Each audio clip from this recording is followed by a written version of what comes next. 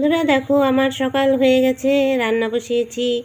আর আজকে রান্না হবে সয়াবিনটা ভেজে নেব। এই দেখো সয়াবিনটা জলে ভিজিয়ে রেখেছিলাম। তো এখন তো শীতকাল পড়েছে, অনেক সবজি, তাই সেইভাবে আর কি সয়াবিনটা খাওয়া হয় না। আজকে ভাবলাম সয়াবিনটা রান্না করি। তো দেখো সয়াবিনটা ভেজে নেব, নুন হলুদ দিয়ে সয়াবিনটা ভেজে নিয়ে রান্না করব আলু দিয়ে। আর গরমকালে যতটা সয়াবিন খাওয়া হয়, শীতকালে অনেক সবজি, তো তাই সয়াবিনটা কম চলে। তো চলো আমি সয়াবিনটা ভাজা করে নামিয়ে নিয়ে আসি। আজকে সয়াবিন রান্নাটা তোমাদের সঙ্গে শেয়ার করব। দেখো সয়াবিনে লবণ আর হলুদ দিয়ে ভেজে নিলাম। এই দেখো তেল সম্পূর্ণ চুষে নিয়ে নিচ্ছে। আজকে তোমাদের সঙ্গে সয়াবিন রান্নাটাই শেয়ার করছি। আর প্রচুর ঠান্ডা আমাদের এখানে, তোমাদের ওখানে কেমন ঠান্ডা একটু কমেন্টে জানাবে।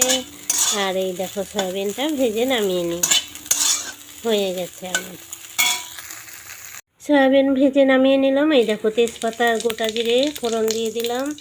আর এখন এখানে দিয়ে দেবো পেঁয়াজ কুচি।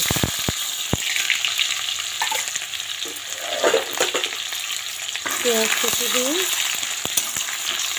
ভাজা করে নেব, নিয়ে তারপর এর মধ্যে দিয়ে দেবো তোমার আলু, কেটে রাখা আলু।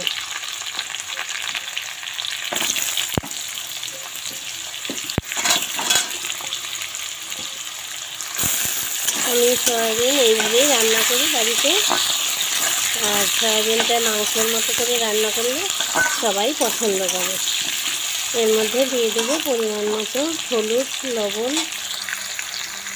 আলুটা দিয়ে দিলাম, এর মধ্যে দিয়ে দেবো এই যে পরিমাণ মতো লবণ, আর দিয়ে দেবো হলুদ গুঁড়ো। তো এখন এই দুটো ভালো করে নাড়িয়ে নিয়ে একটু আলুটা ভাজা করে নেব। তারপর আমি একটা মশলা করে রেখেছি, মশলাটা এর মধ্যে দিয়ে দেবো। আলুটা একটু ভাজা হোক। দেখো বন্ধুরা আমার আলুটা ভাজা হয়ে গেছে। এর মধ্যে আমি একটা মশলা ঢেলে দেবো, মশলা করে রেখেছিলাম। এই যে এই মশলাটা দিয়ে দিলাম। এর মধ্যে আছে কাঁচা লঙ্কা, আদা, জিরা, পেঁয়াজ, রসুন, আর কি মাংস রান্না করতে যা যা প্রয়োজন সবই দেওয়া হয়েছে এখানে। তো আমি এখন এটা দিয়ে একটু কষিয়ে নেব ভালো করে। মশলা দিয়ে আলুটা দেখো কষিয়ে নিলাম, কষানো হয়ে গেছে আমার। এখন এর মধ্যে পরিমাণ মতো জল ঢেলে দেব। তো সুন্দর কালার আসছে। আর আমরা কাঁচা লঙ্কা খাই, তো তাই আর কি কাঁচা লঙ্কার কালার অতটা আসে না। তো এই দেখো আমি পরিমাণ মতো জল ঢেলে দিচ্ছি। বেশি একটা জল দিব না, একটু মাখা মাখা হবে, সঙ্গে ডাল আছে তো হয়ে যাবে। এই দেখো এর মধ্যে একটু উতাল আসলে গরম মশলা দিয়ে দেব, সয়াবিনটা দেব। চলো একটু পরে আসছি। তরকারিটা হয়ে গেছে। এখন এই যে ভেজে রাখা সয়াবিনগুলো এর মধ্যে ঢেলে দেব। আর এখন গরম মশলা দিয়ে নামিয়ে নেব।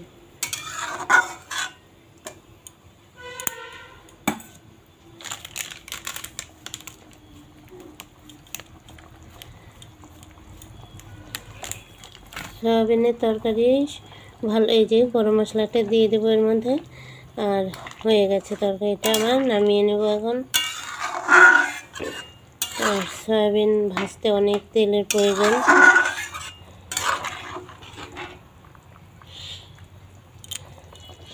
তো আমার রান্না হয়ে গেছে, এখন নামিয়ে নেব। দেখো তরকারিটা নামিয়ে নিলাম, হয়ে গেছে। কালারটা সুন্দর আসছে আর খেতেও মনে হয় টেস্ট হবে। তো যাই হোক, এখন সবাইকে খেতে দেবো। ভিডিওটা এখানেই রাখছি।